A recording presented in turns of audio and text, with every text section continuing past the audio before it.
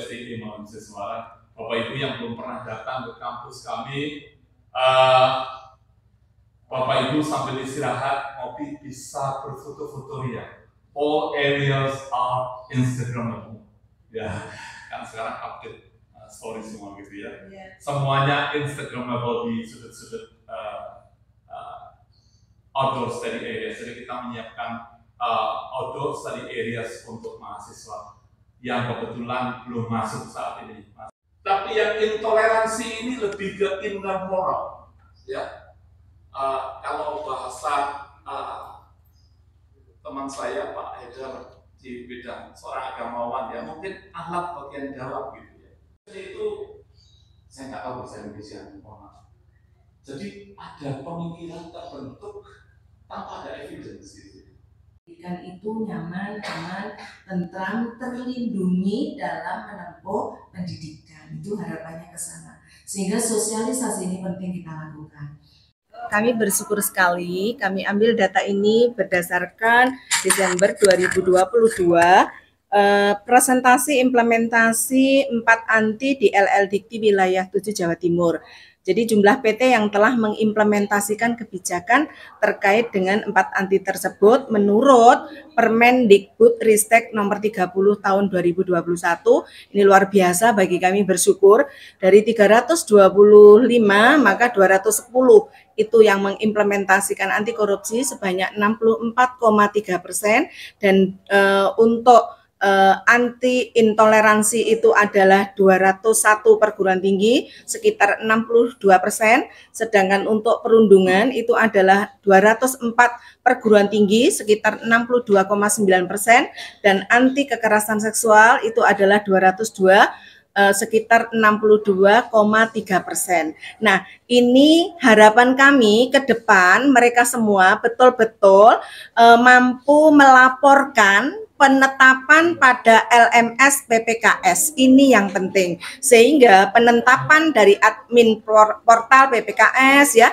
calon panitia seleksi Satgas PPKS dan juga panitia seleksi Satgas PPKS dan juga penetapan satuan tugas PPKS itu bisa diwujudkan oleh LL-Dikti wilayah 7 Jawa Timur dengan sosialisasi ini yang berkolaborasi dengan STI Malangkucisuara, betul-betul suatu keberkahan bagi kita bersama untuk meningkatkan pelayanan kepada masyarakat, memberikan keamanan dan kenyamanan bagi para putra-putrinya yang menempuh pendidikan di perguruan tinggi khususnya di wilayah 7 Jawa Timur, umumnya di Indonesia kita tercinta. Begitu. Bu, harapannya dengan semakin meningkatnya tadi ya kesadaran penerapan 4 anti ini bisa berbanding terbalik dengan mungkin kejadian-kejadian yang terjadi di kampus, Bu ya. Ya, artinya kami bahwa kalau kita melihat 4 anti itu kan betul-betul memanusiakan manusia.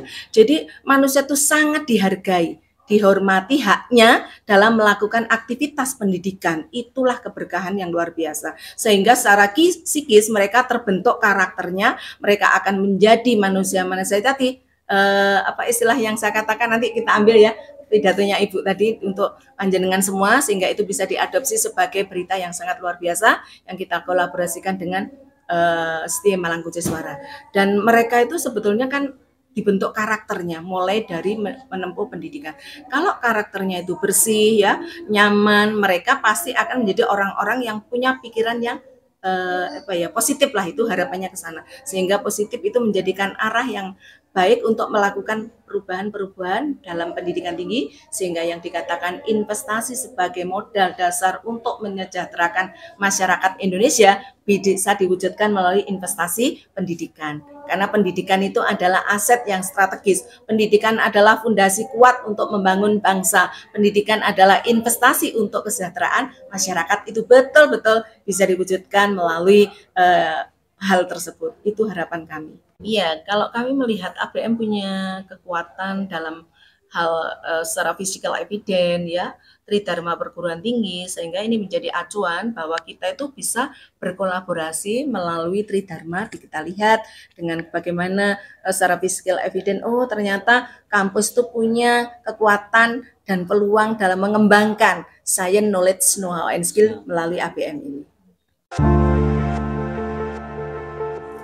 Saya kira setelah workshop ini ya harus tidak berhenti sampai di workshop, tapi take it into action. Kita akan mengamplify, ya, menularkan kepada semua sivitas, dan tentu saja dengan sarana dan prasarana yang ada, kita punya potensi untuk melakukan itu dalam waktu yang cukup cepat.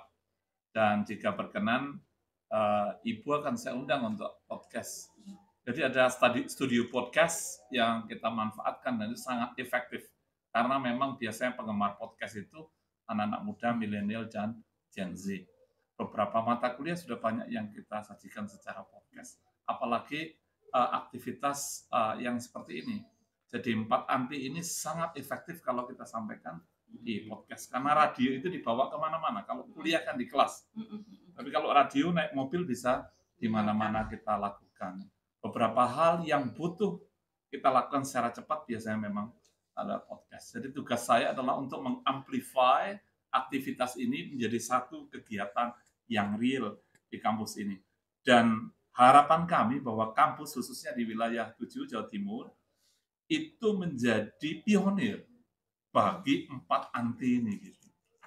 Jadi memang kampus ini sumber daripada atau menjadi pionir daripada 4 anti ini. Kalau penerapan di APM sendiri seperti apa? Apakah sudah ada satgas segala macam, Pak? Saya kira policies dan lain sebagainya ada. Satgas sudah ada, ruangan sudah ada. Hanya mungkin mengamplify karena memang aktivitas akademik begitu banyak ya, berurutan, maka perlu ada komitmen yang lebih kuat lagi untuk mengeksekusi. Saya kira itu ya. Perguruan tinggi di lingkungan LLDT